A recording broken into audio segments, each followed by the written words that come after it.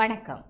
ஓம் தொலைக்காட்சி செய்திகளுடன் இணைந்திருப்பது கோபிகிருஷ்ணா கோஷிகா. எதிர்வரும் புதன்கிழமை சுந்தரமூர்த்தி நாயனார் குருபூசை அனுஷ்டிக்கப்பட உள்ளது.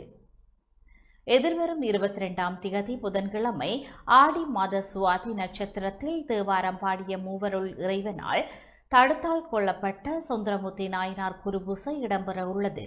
இவர் பாடிய தேவாரம் 7ஆம் திருமுறையாக போற்றப்பட்டு வருகின்றது.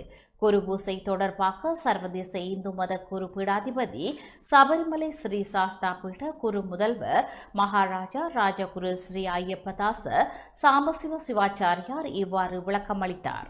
ஓம் தொலைக்காட்சி நேயர்கள் அனைவருக்கும் சர்வதேச இந்து மத குருவிடத்தின் இனிய வணக்கங்களும் நல்லாசிகளும்.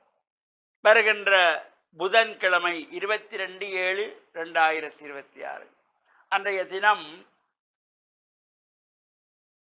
தேவாரம் பாடிய மூவரிலே ஒருவராகிய சுந்தரமூர்த்தி நாயனாருடைய குரு பூஜை நாள். இந்த சமய குரவர்களிலே மூவர் தேவாரம் பாடியவர்கள்: திருஞான சம்பந்தர், திருநாவுக்கரச நாயனார், சுந்தரமூர்த்தி சுவாமிகள். மணிவாசக பெருமான் திருவாசகம் பாடினார். இந்த மூவருடைய தேவாரங்களும் 7 திருமுறைகளாக வகுக்கப்பட்டது. அதில் 7ஆம் திருமுறையாக நமக்கு திருமுறையை தந்தவர் சுந்தரமூர்த்தி நாயனார். இந்த சுந்தரமூர்த்தி நாயனாருடைய குருபூஜை ஆடி மாதத்து சுவாதி நட்சத்திரத்திலே சிறப்பாக நடைபெறுகின்றது. அகில இலங்கை சபரிமலை சாஸ்தாபீடத்தின் ஏற்பாட்டில் 45வது ஆண்டாகவும் இந்த ஆடி சுவாதியிலே சுந்தரமூர்த்தி நாயனுடைய குருபூஜை வழிபாடுகள் சாஸ்தாபீடத்திலே நடைபெற இருக்கின்றது.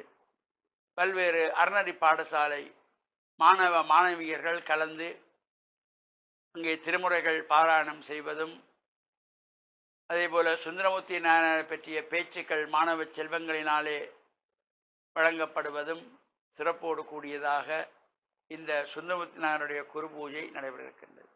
சுந்தரமூர்த்தி சுவாமிகள் இறைவனை தில்லையிலே சென்று வழிபாடு செய்கின்ற பொழுது எவ்வாறு அவர் வழிபட்டார் என்று சேக்கிழார் பெருமையாக சொல்லியிருப்பார்.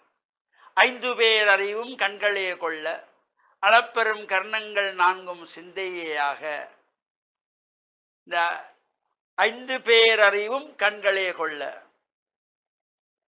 புலன்கள் 5க்கும் செல்லுகின்ற அறிவை ஒரு இடத்திலே நிலைநிறுத்துவது, கண்ணிலேயே கொண்டு நிறுத்தினாராம். 5 பேர் அறிவும் கண்களே கொள்ள அளப்பெருங்கர்ணங்கள் 4 சிந்தையாக.